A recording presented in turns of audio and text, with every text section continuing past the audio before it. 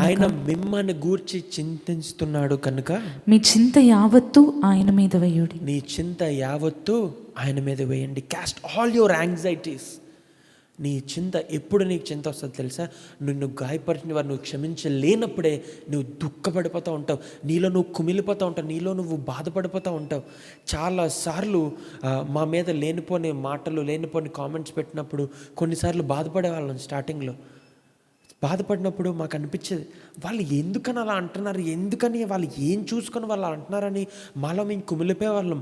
కానీ ఒకరోజు మేము తీర్మానం చేసుకొని వాళ్ళకి క్షమించాలి. వాళ్ళకి తెలియదు కాబట్టి వాళ్ళకి క్షమించేయాలి. మన గురించి వాళ్ళకి తెలియదు, మన జీవితం ఏంటో వాళ్ళకి తెలియదు, దేవుడు మనకి ఇచ్చిన స్థాయి ఏంటో వాళ్ళకి తెలియదు, దేవుడు ఏ స్థితి నుంచి ఏ స్థితిలో మనల్ని పెట్టాడో వాళ్ళకి తెలియదు. కాబట్టి వాళ్ళు ఎన్ని మాటలన్నా సరే మేము నవ్వుకుంటూ ఉంటాం.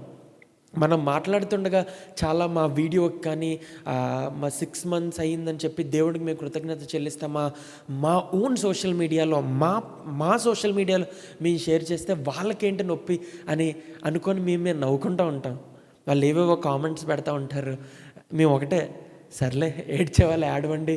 మా అమ్మగారు అంటూ ఉంటారు, మీరు ఎక్కువ పట్టించుకోకండి, ఎందుకంటే లారీ వెనకాల రాసి ఉంటుంది కదా, నన్ను చూసి ఏడవద్దు అని చెప్పి అని అమ్మగారు. మేము అందరు నవ్వుకుంటూ ఉంటాం, జోకులు వేసుకుంటూ ఉంటాం.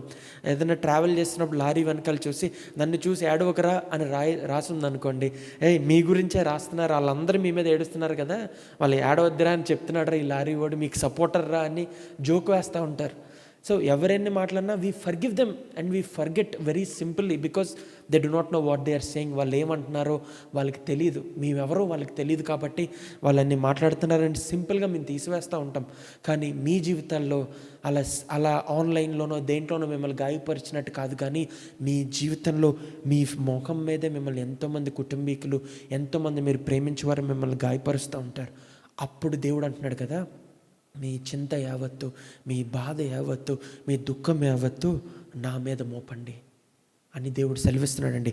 Caste all your anxieties on to me because I care for you.